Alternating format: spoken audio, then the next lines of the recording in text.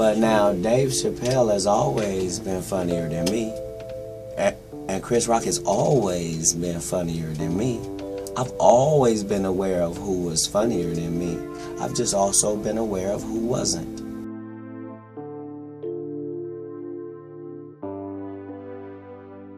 Katt Williams spent years saying things about Hollywood that others were too afraid to say. While most comedians stayed quiet, Katt Williams called out industry secrets, exposed fake personas, and burned bridges without hesitation. Meanwhile, Chris Rock and Dave Chappelle watched from a distance. Until now.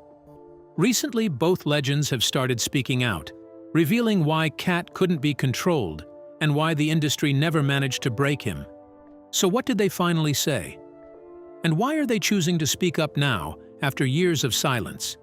Join us as we uncover the truth behind Katt Williams' defiance and why he can't be stopped. The interview that changed everything.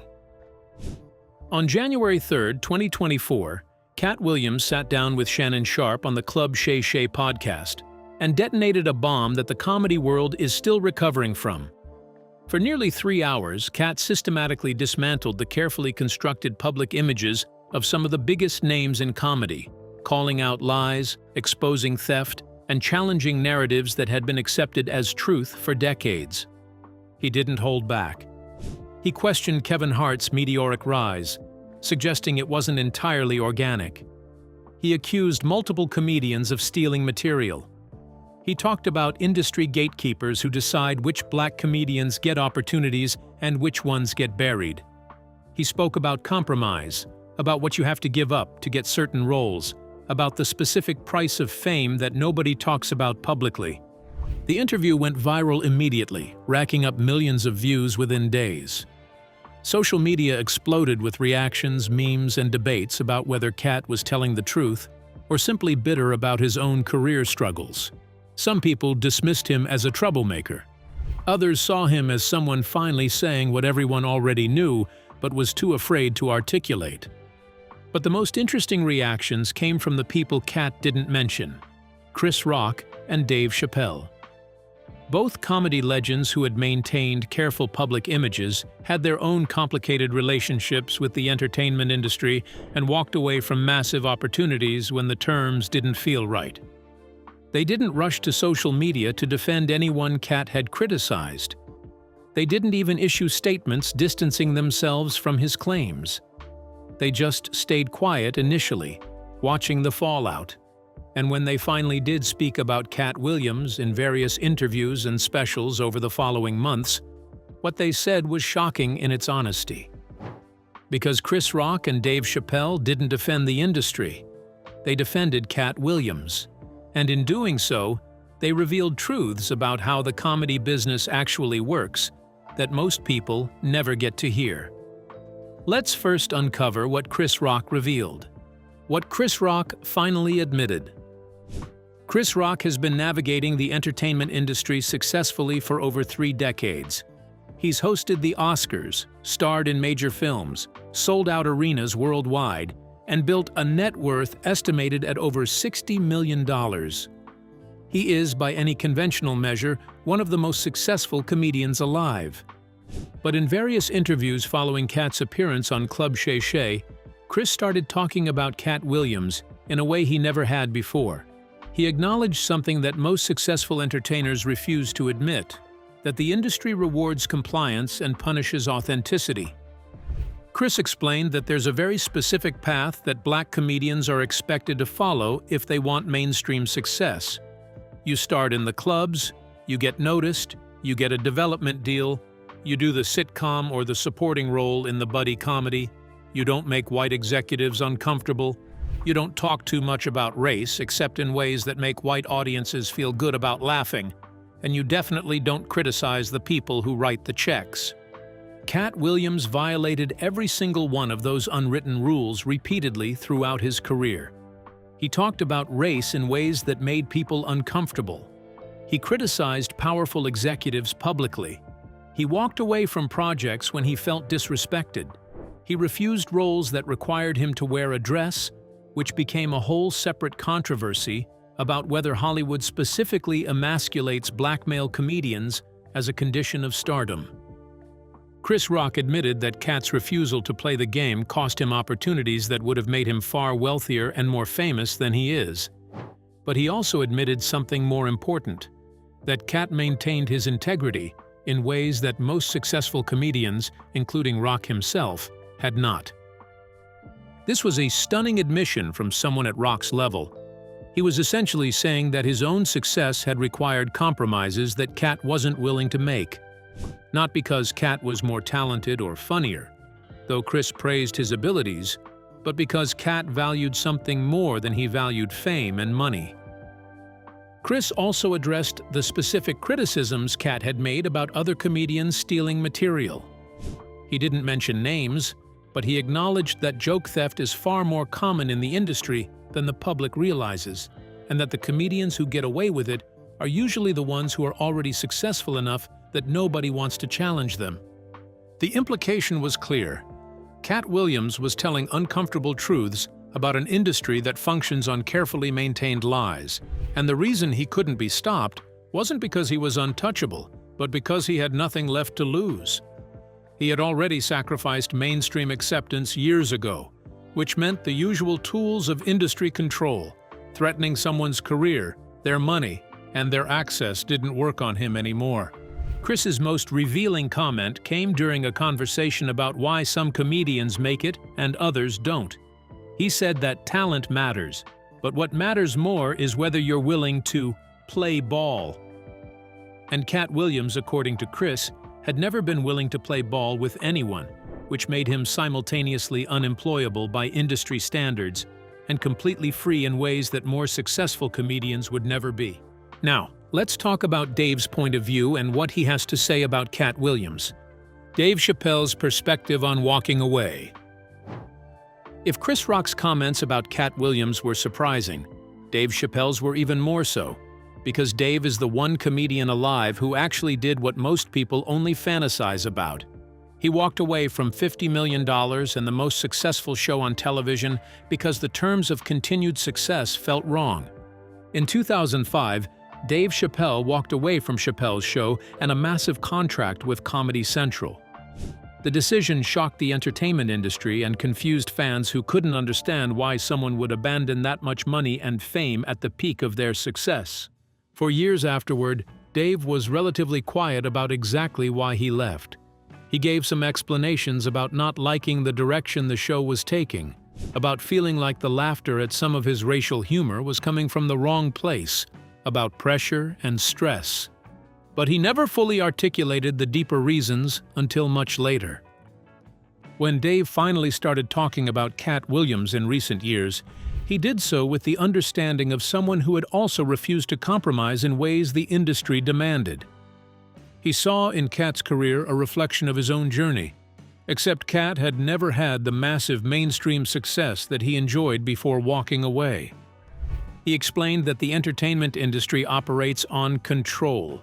The networks, studios, and production companies want to control the content, control the message, control the comedian's public image, and ultimately control the comedian themselves. The way they maintain that control is through money, access, and the promise of continued opportunities. Katt Williams, according to Dave, figured out early in his career that the price of mainstream success was too high. The roles being offered required him to compromise his dignity. He decided that maintaining his integrity and his independence was more valuable than anything Hollywood could offer him. He walked away from opportunities that other comedians would have killed for, and he built his career on his own terms through stand-up, touring, and direct connection with audiences who appreciated what he was actually saying.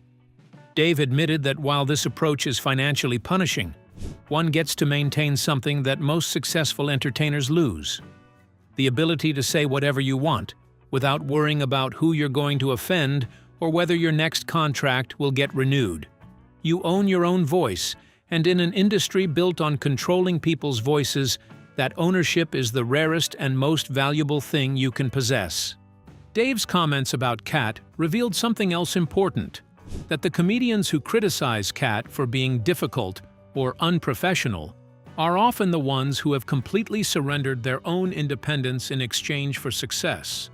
They resent Katt not because he's wrong, but because his refusal to compromise exposes their own compromises. But if their criticism says more about them than it does about Katt, what does that reveal about the system they're all operating in? The pattern that nobody wanted to see. Once Chris Rock and Dave Chappelle started speaking openly about Katt Williams and the industry dynamics he was exposing, other patterns became visible that had been hiding in plain sight for years. The first pattern is how the industry treats black comedians differently than white comedians. White comedians who cause problems, who criticize executives, who walk away from deals, are often celebrated as mavericks or geniuses protecting their artistic vision. Black comedians who do the exact same things are labeled difficult, unprofessional, and unemployable.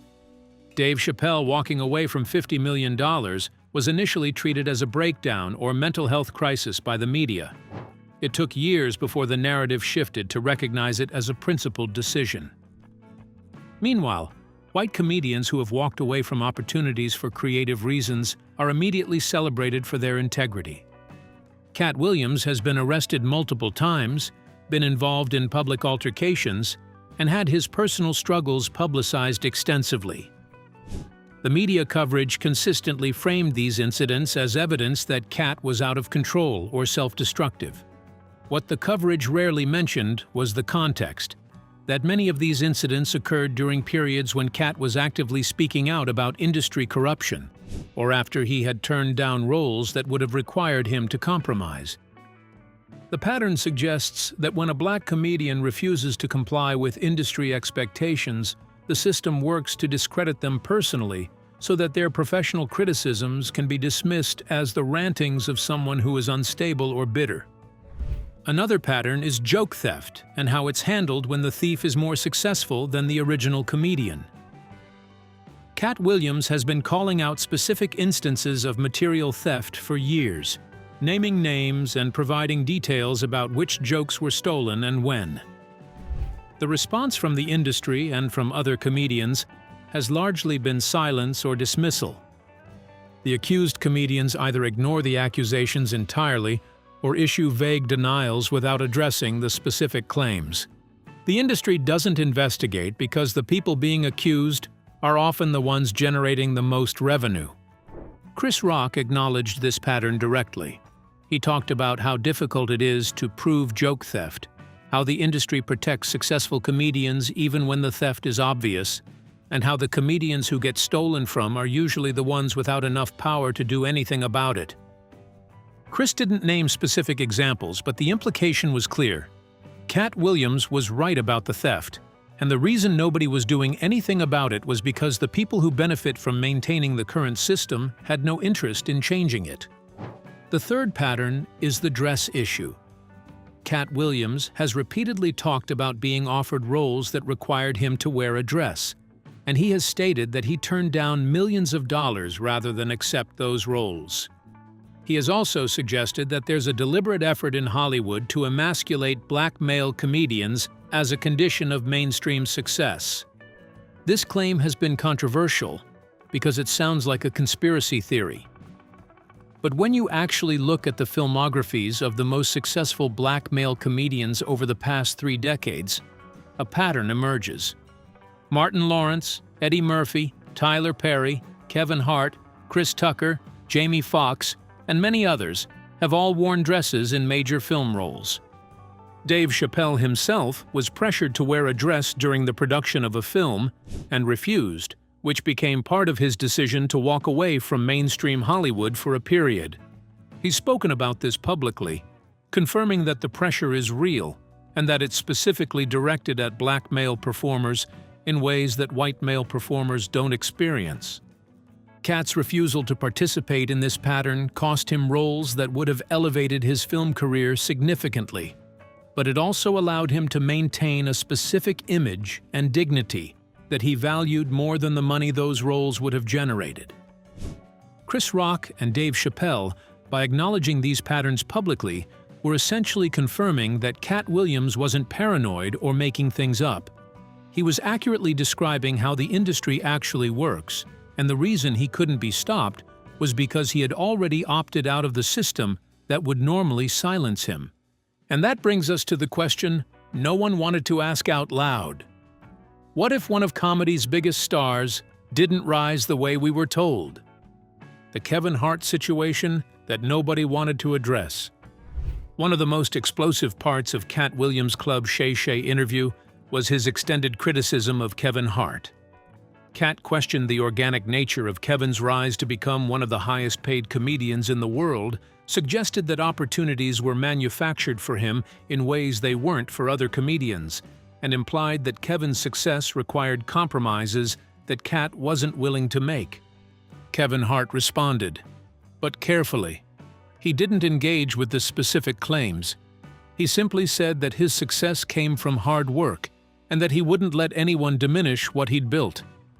It was a very controlled, very safe response that didn't actually address anything Katt had said. What was more interesting was what Rock and Dave Chappelle said about the Kevin Hart controversy when asked about it in subsequent interviews. They didn't defend Kevin Hart or attack Katt Williams either. Instead, they talked about how the industry manufactures success for certain people while making it nearly impossible for others. Chris pointed out that there are hundreds of incredibly talented black comedians who work just as hard as Kevin Hart, who are just as funny, who have the same drive and discipline, but only a very small number of them achieve the level of success that Hart has achieved. The difference isn't just talent or work ethic. The difference is access and opportunity, which are controlled by gatekeepers who decide who gets pushed and who gets ignored. Dave went further. He talked about how the industry looks for comedians who are safe, meaning comedians who won't say things that make corporate sponsors uncomfortable, who won't criticize the industry itself, who can be trusted to deliver content that generates revenue without creating controversy that costs money. Kevin Hart, according to this analysis, fit the profile of what the industry wanted: talented, hard-working, non-threatening to white audiences, and willing to work within the system rather than challenging it. That doesn't make Kevin undeserving of success, but it does mean that his path was smoothed in ways that paths aren't smoothed for comedians who don't fit that profile. Katt Williams doesn't fit that profile. So the industry never opened doors for him the way doors opened for Kevin Hart. Both Rock and Chappelle acknowledged this dynamic without directly criticizing Kevin. They were saying that Katt was correct about how the system works and that Kevin's success, while impressive, was at least partially the result of industry machinery rather than purely organic audience demand. And that's where everything changes, because understanding the system also explains something even bigger: why Katt Williams can't be stopped right now. Why Katt Williams can't be stopped now. The reason Katt Williams can't be stopped at this point in his career is actually very simple. He has nothing left to lose that he values more than his independence. He walked away from that desperation years ago. He built a career outside the traditional system, touring constantly, selling out theaters, connecting directly with audiences who appreciate his specific brand of truth-telling. He doesn't need a development deal with a major network. He doesn't need a role in a Hollywood franchise. He doesn't need an endorsement deal with a corporate sponsor. He makes a comfortable living doing stand-up on his own terms, which means nobody has leverage over him anymore. Katt doesn't have those vulnerabilities because he doesn't have those relationships. He already burned every bridge to mainstream success years ago, which means there's nothing left to burn. The freedom that comes from that is absolute. Dave Chappelle experienced this freedom after walking away from Comedy Central. Once he let go of needing the industry's approval, he became completely free to say whatever he wanted. His subsequent specials have been controversial precisely because he's not worried about offending people who could hurt his career. He's already walked away from the biggest payday of his life, which proved that money and fame aren't what motivate him. Katt Williams reached that same point, but through a different path. He never had the massive mainstream success that Chappelle had and then abandoned. Instead, he rejected that path from the beginning, which meant he never became dependent on it. Both Chappelle and Rock acknowledge that Katt's approach is rare because it requires a specific kind of courage that most comedians don't have. It's much easier to take the money, accept the compromises, and justify it by telling yourself that you can use the platform to do good work later. But later rarely comes, because by the time you're successful enough to have real leverage, you're so invested in maintaining that success that you can't risk losing it by actually using your leverage. Katt Williams avoided that trap by never building his career on the industry's terms in the first place. He built it on his own terms from day one, which meant he never had to worry about losing something he never wanted. One aspect of Katt Williams' career that Chris Rock and Dave Chappelle both addressed directly was the arrests and negative media coverage that have followed Katt for years. Between 2006 and 2018, Katt was arrested numerous times on various charges ranging from assault to weapons possession to burglary. The mainstream media coverage of these arrests consistently framed Katt as unstable, out of control, and self-destructive. The narrative was that he was a talented comedian who couldn't handle success and was destroying his own career through erratic behavior. But Chris and Dave both suggested that this narrative was incomplete at best and deliberately misleading at worst. They pointed out that many of Katt's legal troubles occurred during periods when he was actively speaking out against the industry, or immediately after he had turned down major opportunities that would have required him to compromise. Dave specifically talked about how the industry uses media coverage as a weapon against people who won't comply. He gave examples from his own career of times when he was going through difficult periods, and the media coverage made things worse by creating narratives that weren't accurate. He suggested that Katt experienced this at a much more intense level, because Katt was openly criticizing powerful people while also dealing with personal struggles. Chris pointed out that plenty of white comedians have had substance abuse issues, legal problems, and public meltdowns without experiencing the kind of sustained negative coverage that Katt received. The differential treatment suggests that the coverage was designed to discredit Katt rather than simply report on newsworthy events.